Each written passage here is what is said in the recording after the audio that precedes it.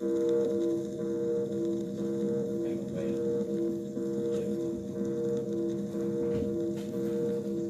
ini makalahnya hampir ke Hello.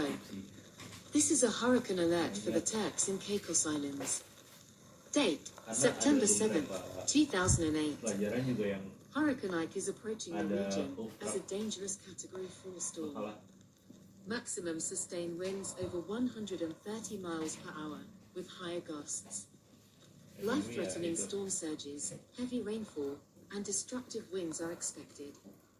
Residents of the Turks and Caicos Islands should remain indoors, stay away from windows, and move to a secure shelter immediately. minggu depan. All emergency preparations should be completed now.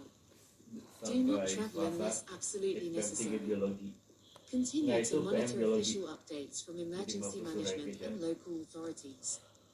This has been a hurricane alert for the Turks and Caicos Islands.